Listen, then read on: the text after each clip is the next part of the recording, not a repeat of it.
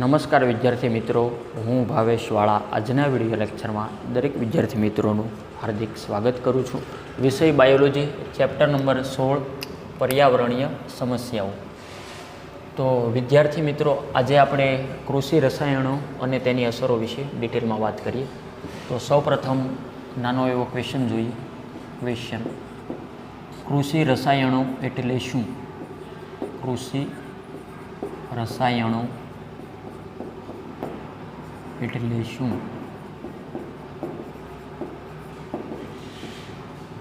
તેની અસરો જણાવો.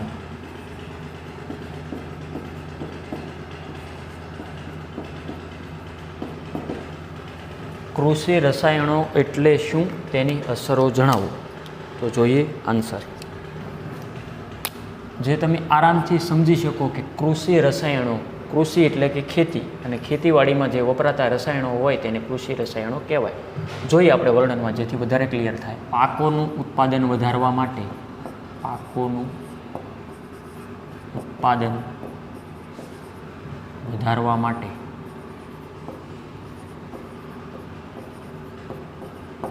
અકાર્બનિક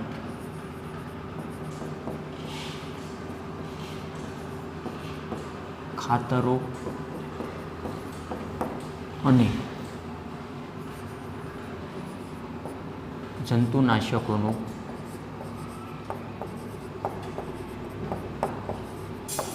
ઉપયોગ પુષ્કળ પ્રમાણમાં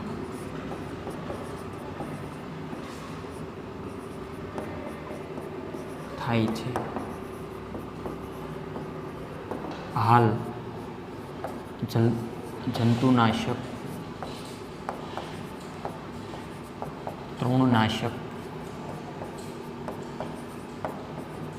ફૂગનાશક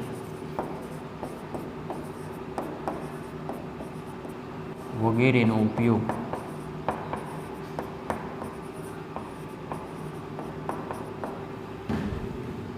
વધુને વધુ થઈ રહ્યો છે. આ પણ મને તમને ખ્યાલ જ છે કે પાકોનું ઉત્પાદન વધારવા માટે અકાર્બનિક ખાતરો અને જંતુનાશકોનો ઉપયોગ પુષ્કળ માત્રામાં થઈ રહ્યો છે. જેવા કે જંતુનાશક છે, તૃણનાશક છે કે ફૂગનાશક છે, કે જંતુ છે તેને મારી નાખતા જે રસાયણ, તૃણ એટલે કે ઘાસનો નાશ થતો હોય તેવો, અને ફૂગનો નાશ થતો હોય વગેરેનો ઉપયોગ હાલમાં દિવસે ને દિવસે એગ્રીકલ્ચરમાં વધુને વધુ થઈ રહ્યો છે. બરાબર, જે એક પ્રકારનું નુકસાન જ છે. જોઈએ આગળ બીજો પોઈન્ટ. આ રસાયણો ધ્યાનમાં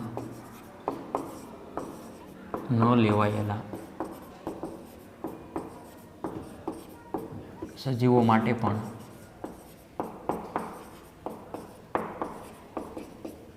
ઝેરી છે. જેવું ભૂમિ નિવસન તંત્રના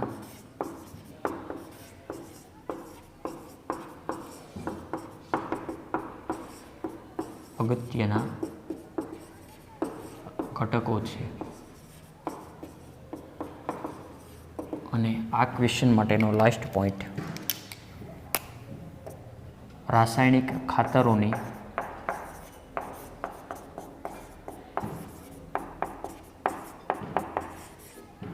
વધતી માત્રાનો ઉપયોગ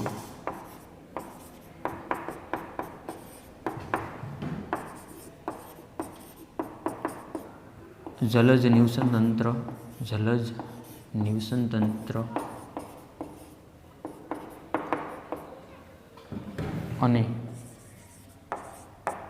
સુપોષકતાકરણ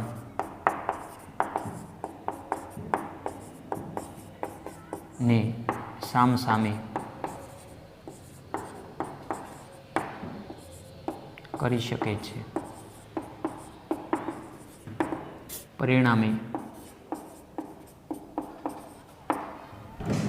કૃષિમાં પ્રવર્તમાન સમસ્યાઓ ગંભીર સ્વરૂપે જોવા મળે છે. શું વાત થઈ કે હાલમાં દિવસે ને દિવસે પાક વધુ ઉત્પાદન માટે મનુષ્ય અકાર્બનિક ખાતરો એટલે કે રાસાયણિક ખાતરો બધા વગેરે DAP છે, યુરિયા છે, એમોનિયમ ફોસ્ફેટ છે, 12-32 હોળ છે, આવા વિવિધ પ્રકારના ખાતરો માર્કેટમાં અવેલેબલ છે. વધુ પાક ઉત્પાદન માટે મનુષ્ય આવા બધા ખાતરો છે, જંતુનાશકોનો ઉપયોગ પુષ્કળ પ્રમાણમાં કરે છે. હાલમાં જંતુનાશક, તૃણનાશક, ફૂગનાશક વગેરેનો ઉપયોગ વધુને વધુ થઈ રહ્યો છે. એ જમીનને પણ નુકસાન કરશે, જમીનની અંદર પણ કેમિકલની માત્રા વધી જશે. એટલે કે આ રસાયણો ધ્યાનમાં ન લેવાયેલા સજીવો માટે પણ ઝેરી છે. જેઓ ભૂમિ નિવસન તંત્રમાં એટલે કે જેઓ ભૂમિ નિવસન તંત્રના અગત્યના ઘટકો છે તે પણ મૃત્યુ પામશે, જેવા કે સૂક્ષ્મજીવો. ત્યારબાદ જે ખેડૂતનો મિત્ર છે તેવા અળસિયા છે, તે પણ હાલમાં દિવસે ને દિવસે નાશ થઈ રહ્યા છે. આવા બધા જ ઝેરી એટલે કે કૃષિ રસાયણો વાપરવાના કારણે. અને ત્રીજું છે રાસાયણિક ખાતરોની વધતી માત્રાનો ઉપયોગ જલજ નિવસન તંત્ર માટે પણ નુકસાન છે. બરાબર, એવું જમીનનું પાણી જે કાંઈ વરસાદથી ધોવાણ થઈને જે કાંઈ નદી કે તળાવમાં જાય તો જે તે જલીય સજીવને પણ ઝેરી અસર થવાની શક્યતા છે. અને સુપોષિતાકરણ જે આપણે આગળ જોઈ ગયા ડિટેલમાં કે વધારે માત્રામાં પોષક દ્રવ્યો અને છેલ્લે જે કાંઈ જે તે તળાવ છે એ નાશ થઈ જાય અને ભૂમિમાં ફેરવાય. રેડી? એટલે સુપોષિતાકરણને સામસામે કરી શકે છે આ રાસાયણિક ખાતરોનો વધારે પડતો ઉપયોગ કે વધારે પડતી રાસાયણિક દવાઓનો ઉપયોગ. એટલે કે પરિણામે કૃષિમાં પ્રવર્તમાન સમસ્યાઓ હાલમાં ગંભીર સ્વરૂપે જોવા મળી છે. તો કૃષિ રસાયણો એટલે શું, તેની અસરો જણાવો તો અહીંયા આપણે 2 મુદ્દાની અંદર તમને જણાવ્યું. બરાબર, સૌપ્રથમ કે પાકોનું ઉત્પાદન વધારવા માટે અકાર્બનિક ખાતરો અને જંતુનાશકોનો ઉપયોગ પુષ્કળ પ્રમાણમાં થાય. હાલ જંતુનાશક, તૃણનાશક, ફૂગનાશક વગેરેનો ઉપયોગ વધુને વધુ થઈ રહ્યો છે. અને આ 2 મુદ્દા ક્લિયર. હવે ત્યારબાદનો નેક્સ્ટ ક્વેશ્ચન જોઈએ. હું અહીંથી જ લખી નાખું છું ક્વેશ્ચન. કાર્બનિક ખેતીના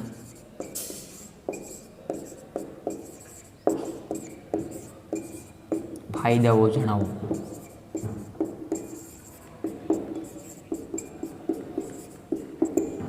આ શું કહેવાય તો કે સાહેબ અહીંયા વાત હતી અકાર્બનિક આવી ગયું કે અકાર્બનિક ખાતરોનો અને જંતુનાશકોનો ઉપયોગ. તો આજે કાર્બનિક ખેતીના ફાયદાઓ એટલે શું? કાર્બનિક ખેતી એટલે કે ઓર્ગેનિક ખેતી. હાલમાં ઓર્ગેનિક ખેતીનો પણ ક્રેઝ વધ્યો છે, જે એક સારી બાબત છે. રેડી? ગાય આધારિત ખેતી બધી વગેરે. તો દેશી જે પદ્ધતિથી ખેતી કરવામાં આવે આવી ખેતીને કાર્બનિક ખેતી કહેવાય. તો તેના ફાયદાઓ અઢળક છે. જોઈએ આપણે ડિટેલમાં શું કહેવા માગે છે કાર્બનિક ખેતીના ફાયદાઓ. સંકલિત કાર્બનિક ખેતી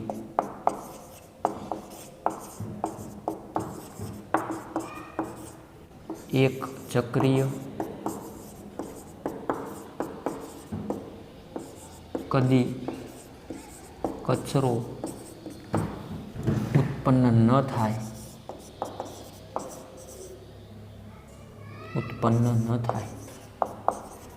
તેવી પ્રક્રિયા છે.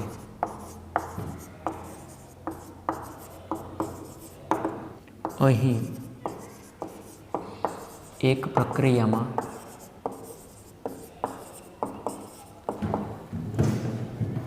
ઉત્પન્ન થયેલો કચરો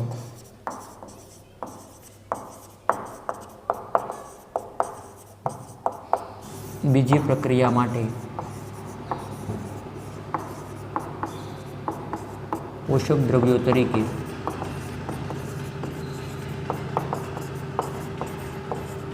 કાર્ય કરે છે. આ પ્રમાણે સ્ત્રોતોની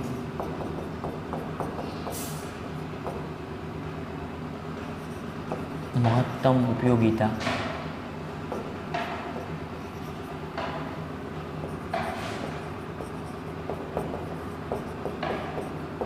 થઈ શકે છે. રમેશચંદ્ર ડાંગર નામના સોનીપત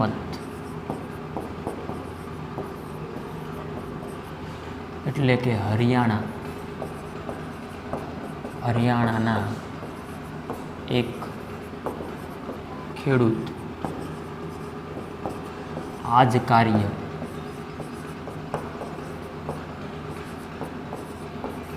કરી રહ્યા છે. બહુ ઇન્ટરેસ્ટિંગ ઓર્ગેનિક ખેતી. તો સંકલિત કાર્બનિક ખેતી એક ચક્રીય અને કદી કચરો ઉત્પન્ન ન થાય તેવી પ્રક્રિયા છે. અહીં એક પ્રક્રિયામાં ઉત્પન્ન થયેલો કચરો બીજી પ્રક્રિયા માટે પોષક દ્રવ્યો તરીકે કાર્ય કરે છે. શું કહેવાય?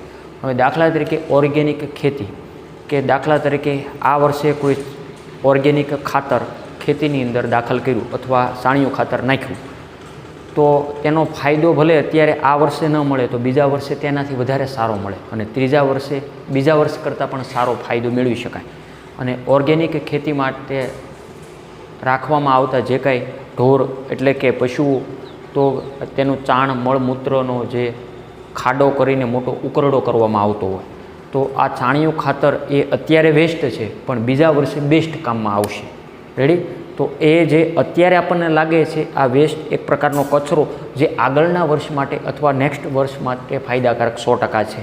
એટલે એ ઉપયોગમાં એટલા માટે આવું હેડિંગ આપ્યું કે સંકલિત કાર્બનિક ખેતી એક ચક્રીય છે. એ આખું બધું આ રીતે ચક્ર ચાલશે, એટલે કે કદી કચરો ઉત્પન્ન ન થાય તેવી પ્રક્રિયા છે. અહીં એક પ્રક્રિયામાં ઉત્પન્ન થયેલો કચરો બીજી પ્રક્રિયા માટે પોષક દ્રવ્યો તરીકે કાર્ય કરે છે. બરાબર? અને આ પ્રમાણે સ્ત્રોતોની મહત્તમ એટલે મેક્સિમમ ઉપયોગિતા થઈ શકે. એક વ્યક્તિનું નામ છે રમેશચંદ્ર ડાંગર, જે ક્યાંના છે? હરિયાણાના સોનીપતના. રમેશચંદ્ર ડાંગર નામના વ્યક્તિ એક ખેડૂત છે. એ આ જ કરી રહ્યા છે, એટલે કે ઓર્ગેનિક ખેતી કરી રહ્યા છે. જો કે હાલમાં ઘણા બધા લોકો પણ ઓર્ગેનિક ખેતી કરી રહ્યા છે. બરાબર? ઓર્ગેનિક ખેતીમાં પછી કોઈ રાસાયણિક દવાનો છંટકાવ કરવાનો નથી હો. આમાં ઘણા અત્યારે બે મિશ્ર પ્રકારે કરે, ઓર્ગેનિક એ હાલે અને થોડી ઘણી રાસાયણિક દવા. ઓર્ગેનિક ખેતીની અંદર જે જંતુમુક્ત એટલે કે આવા જંતુનાશકો નાખવા ઉપર પ્રતિબંધ હોય, સંપૂર્ણ ઓર્ગેનિક, પ્યોર ઓર્ગેનિક એમ. બરાબર? દેશી પદ્ધતિથી ખેતી કરવામાં આવતી હોય. રેડી? તો આ એક સારી બાબત છે. બીજો પોઈન્ટ બહુ સરળ જ છે હો, એકદમ સહેલું, એકદમ નોલેજ જ આમાંથી લેવાનું છે. મધમાખી પાલન,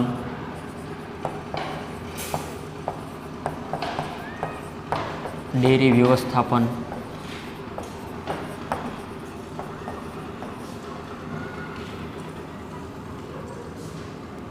જળ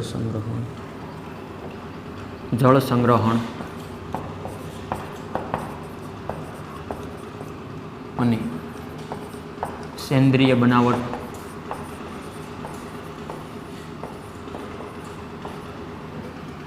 તથા કૃષિ વિષયક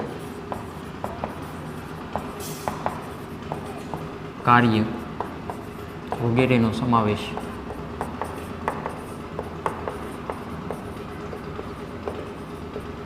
શૃંખલામય પ્રક્રિયાઓ વડે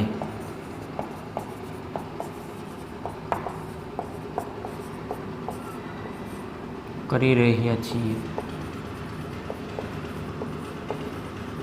જે એકબીજા પર આધારિત છે.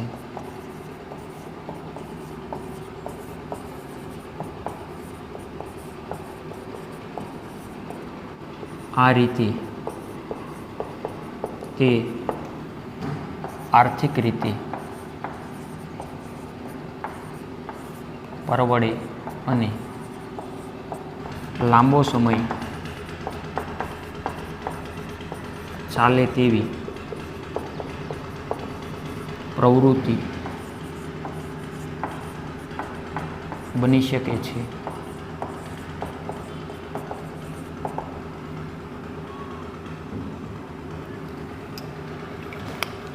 નેક્સ્ટ પોઈન્ટ, આ ઉપજો માટે રાસાયણિક ખાતરોની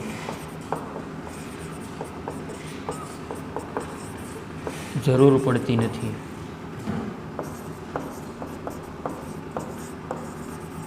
કારણ કે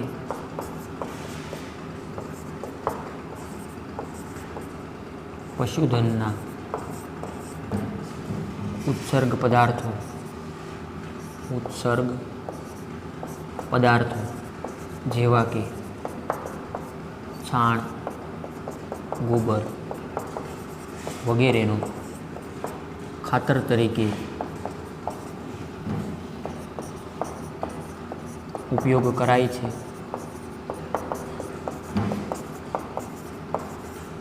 ઉપજના કચરાનો મિશ્ર ખાતર બનાવવા ઉપયોગ કરાય છે.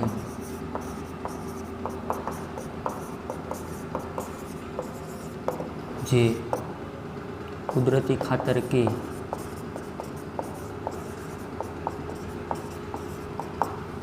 હવે જગ્યા નથી એટલે હું અહીંથી લખી નાખું અને અહીંયા બ્લેક બ્લુથી લખી નાખું.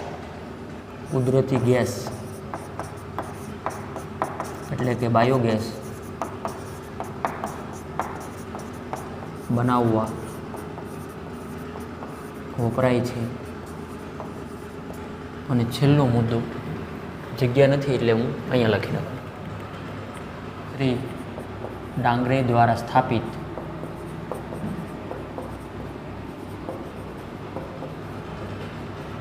હરિયાણા કિસાન કલ્યાણ ક્લબ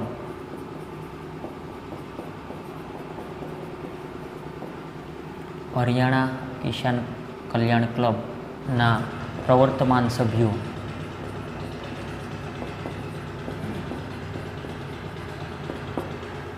પાંચ 5,000ની સંખ્યામાં છે.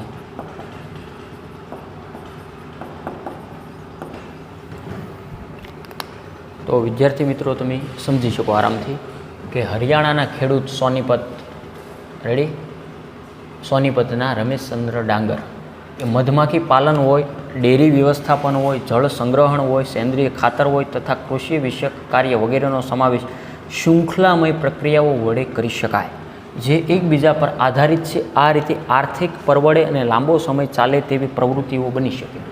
હવે દાખલા તરીકે ખેતીવાડી સાથે સંકળાયેલા લોકો સામાન્ય રીતે પ્રાણીઓ રાખતા હોય, દૂધાળા પ્રાણીઓ, ગાય, ભેંસ, બકરી, બળદ વગેરે. તો આવા પ્રાણીઓના મળમૂત્ર એટલે કે ઉત્સર્ગ દ્રવ્યો તે દેશી ખાતર તરીકે એટલે કે ચાણિયું ખાતર, સેન્દ્રિય ખાતર તરીકે ઉપયોગમાં લઈ શકાય. ઉપરાંત દૂધાળા પ્રાણીઓ દૂધ આપે તો તેમાંથી પણ આર્થિક લાભ મેળવી શકાય. ઊન આપતા પ્રાણીઓમાંથી ઊન મેળવી શકાય, માંસ આપતા પ્રાણીઓમાંથી માંસ મેળવી શકાય, ઈંડા આપતા પ્રાણીઓમાંથી ઈંડા મેળવી શકાય. તો એ તો ફાયદો જ છે, પણ એની બાય પ્રોડક્ટ એનું જે વેસ્ટ છે તો તેમાંથી પણ ઉપયોગ સારો એવો થઈ શકે. એટલે કે આ ઉપજો માટે રાસાયણિક ખાતરોની પાછી જરૂર પડતી નથી અહીંયા. શા માટે? કારણ કે પશુધનના ઉત્સર્ગ પદાર્થો જેવા કે ચાણ, ગોબરનો ખાતર તરીકે ઉપયોગ કરાય છે. ઉપયોગના કચરાનો મિશ્ર પાવડર બનાવવામાં ઉપયોગ કરાય છે, જે કુદરતી ખાતર કે કુદરતી ગેસ બોલે તો બાયોગેસ બનાવવામાં વપરાય છે. એ પણ તમે જોયું હોય કે કોઈ ગામની અંદર અથવા કોઈ ઘેરે બાયોગેસ પ્લાન્ટ હોય, જે કુદરતી રીતે જે કંઈ આવા ઢોરના મળમૂત્ર હોય તે નાખવામાં આવતા હોય. રેડી, એક મોટો ખાડો હોય અને તે વડે ગેસ મિથેન વાયુ ઉત્પન્ન થાય અને જે સળગાવી શકાય. આ મને તમને ખ્યાલ છે. એટલે આવો બાયોગેસ પ્લાન્ટ પણ બેસાડી શકાય. જોકે હાલમાં સરકાર આના ઉપર ઘણી બધી સબસિડી પણ આપે છે. અને છેલ્લો મુદ્દો કે શ્રી ડાંગરે દ્વારા સ્થાપિત હરિયાણા કિસાન કલ્યાણ ક્લબની એને રચના કરી અને હાલના એટલે કે પ્રવર્તમાન સમયના સભ્યો 5,000ની સંખ્યામાં છે. આ પણ યાદ રાખવા જેવું છે કે હાલમાં ઓર્ગેનિક જે ખેતી કરતા હોય તેવા લોકોની સંખ્યા આ ભાઈના સંગઠનની અંદર એટલે કે હરિયાણા કિસાન કલ્યાણ ક્લબમાં જે 5,000 સભ્યો ઓલરેડી જોડાયેલા છે અને તે 5,000 સભ્યો ઓર્ગેનિક ખેતી કરી રહ્યા છે. તેમ તો બહુ સહેલું જ છે, સમાજ વિદ્યા જેવું. તો એકવાર આપણે રિવિઝન કરી લઈએ કે કાર્બનિક ખેતીના ફાયદાઓ જણાવો. તો સંકલિત કાર્બનિક ખેતી એક ચક્રીય એટલે કે કદી કચરો ઉત્પન્ન ન થાય તેવી પ્રક્રિયા છે. અહીં એક પ્રક્રિયામાં ઉત્પન્ન થયેલો કચરો બીજી પ્રક્રિયા માટે પોષક દ્રવ્યો તરીકે કાર્ય કરે છે. હવે તમે સમજી શકો આ પ્રમાણે સ્ત્રોતોની મહત્તમ ઉપયોગિતા થઈ શકે. રમેશચંદ્ર ડાંગર નામના સોનીપત એટલે કે હરિયાણાના એક ખેડૂત આજ કાર્ય કરી રહ્યા છે. મધમાખી પાલન, ડેરી વ્યવસ્થાપન, જળ સંગ્રહણ અને સેન્દ્રિય બનાવટ તથા કૃષિ વિષયક કાર્ય વગેરેનો સમાવેશ શૃંખલામય પ્રક્રિયાઓ વડે કરી શકાય. જે એકબીજા પર આધારિત છે. આ રીતે આર્થિક રીતે પરવડે અને લાંબો સમય ચાલે તેવી પ્રવૃત્તિ બની શકે. આ ઉપજો માટે રાસાયણિક ખાતરોની જરૂર પડતી નથી, કારણ કે પશુધનના ઉત્સર્ગ પદાર્થો જેવા કે ચાણ, ગોબરનો ખાતર તરીકે ઉપયોગ કરાય છે. ઉપજના કચરાનો મિશ્ર ખાતર બનાવવામાં ઉપયોગ કરાય છે. હવે દાખલા તરીકે કોઈ બાજરીનું ખેતર હોય, ઓર્ગેનિક રીતે બાજરી લીધી હોય, બરાબર, તો બાજરીના ડુંડા લણી લઈએ, બરાબર, ઉપરના જે ફળ આપતા હોય તે, દાણા આપતા હોય તે, તો બાકીનું છે તો તેની નાની નાની જે એનું એવા નાના નાના ભાગ કરવાના છે, બાકીના ભાગના વનસ્પતિના, જે પણ એક મિશ્ર ખાતર તરીકે ઉપયોગમાં લઈ શકાય, બરાબર, જે કટર દ્વારા કે વગેરે. આવું તમે જો ખેતીવાડી સાથે સંકળાયેલા હોય તો ખ્યાલ આવી શકે.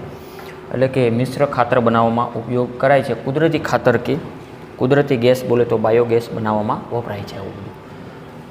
શ્રી ડાંગરે દ્વારા સ્થાપિત હરિયાણા કિસાન કલ્યાણ ક્લબના પ્રવર્તમાન સભ્યોની સંખ્યા કેટલી છે? હાલમાં 5000ની સંખ્યામાં છે. તો સૌપ્રથમ જે વિદ્યાર્થી મિત્રો લખતા હોય એટલી વસ્તુ લખો, ત્યારબાદ નેક્સ્ટ ક્વેશ્ચન જોઈએ.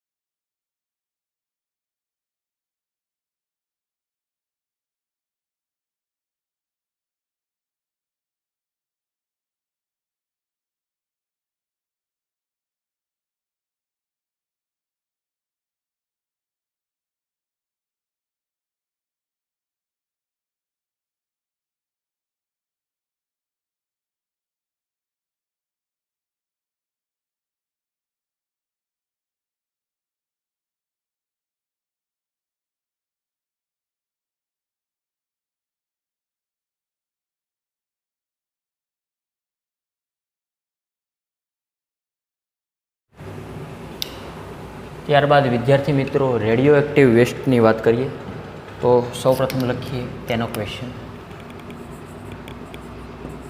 કિરણોત્સર્ગી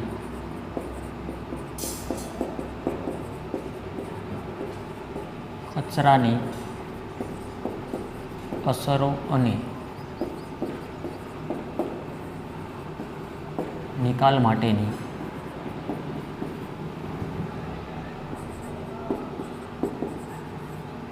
પદ્ધતિ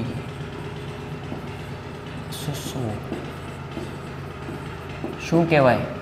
કિરણોત્સર્ગી એટલે કે રેડિયેશન, એક પ્રકારના વિકિરણો. રેડી?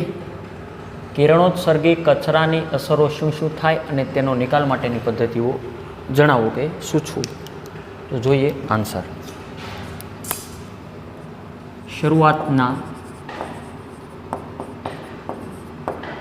તબક્કામાં ન્યુક્લિયર એનર્જીને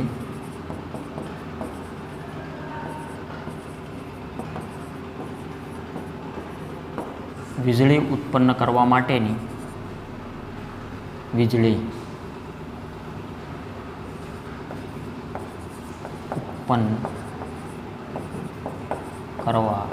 માટેની પ્રદૂષણવિહીન પદ્ધતિ મનાતી હતી.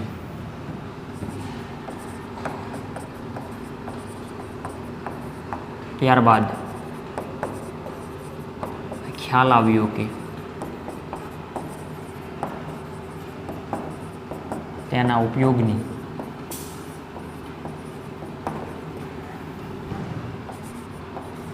બે ગંભીર સમસ્યાઓ છે.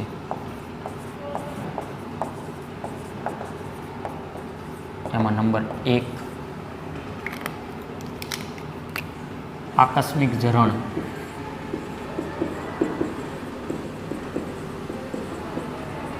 જેમ કે 3 માઇલ આઇસલેન્ડ તથા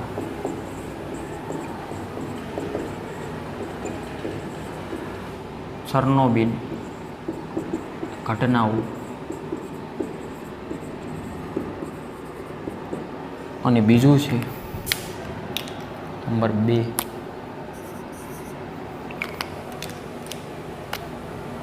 કિરણોત્સર્ગી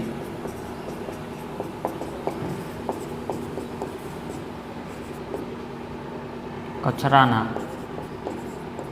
સુરક્ષિત નિકાલ.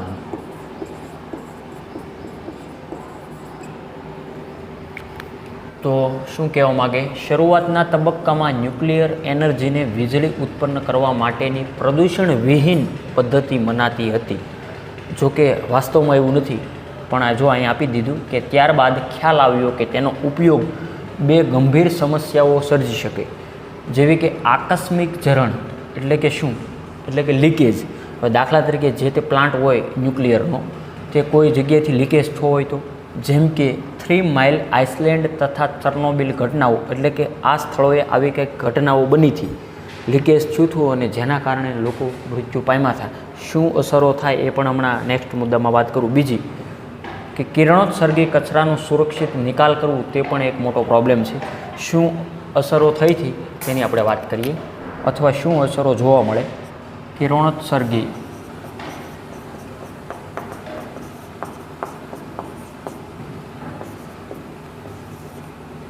કચરાથી નીકળતા વિકિરણો સજીવો માટે ખૂબ જ ઘાતક હોય છે. તેના કારણે મોટા પ્રમાણમાં વિકૃતિઓ ઉત્પન્ન થાય છે. કિરણોત્સર્ગીની વધુ માત્રા જીવલેણ હોય છે.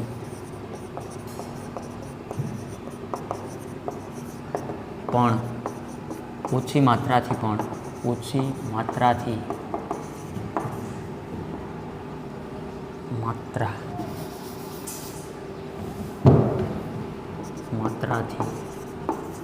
વિવિધ વિકારો જોવા મળે છે.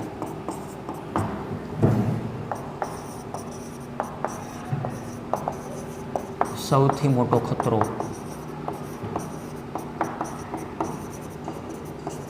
કેન્સર છે. તેથી ન્યુક્લિયર વિકિરણનો કચરો ખૂબ ભયંકર પ્રદૂષક છે. તેના નિકાલની કાર્યવાહીમાં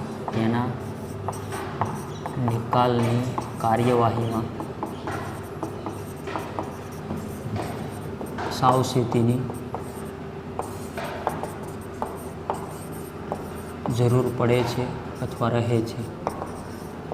લાસ્ટ મુદ્દો, ન્યુક્લિયર કચરાને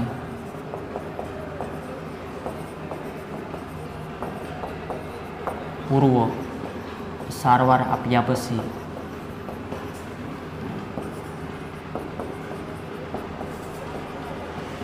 યોગ્ય રીતે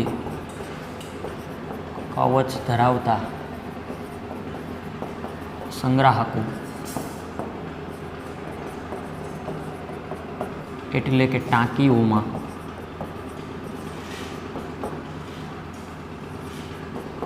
સંગ્રહ કરી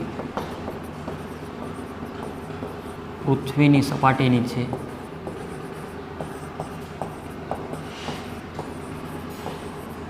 ₹500 મીટર ઊંડાઈએ ખાડો ખોદી પથ્થરોથી દબાવી દેવા જોઈએ.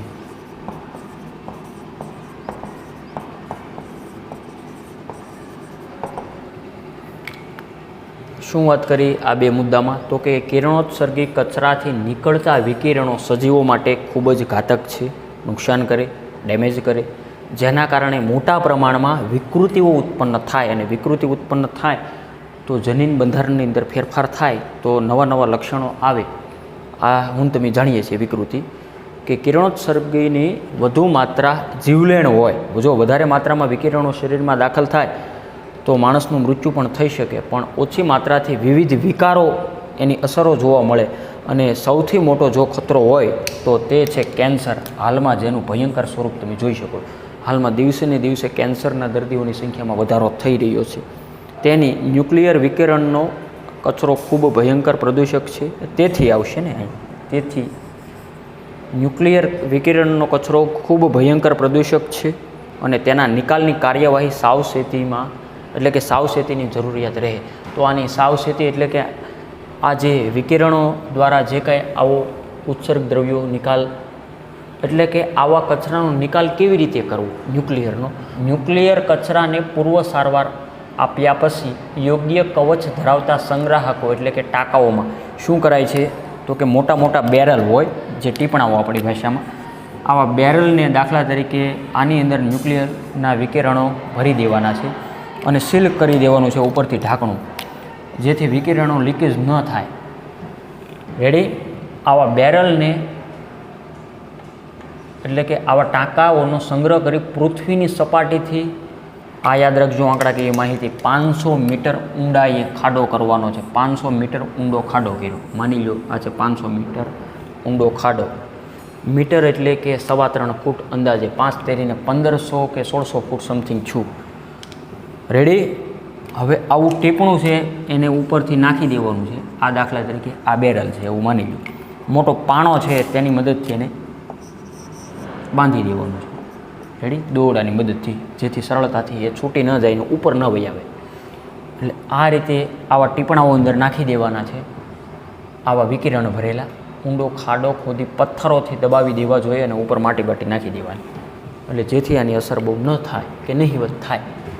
તો રેડી? તો કિરણોત્સર્ગી કચરાની અસરો અને તેના નિકાલ માટેની પદ્ધતિઓ સૂચવો.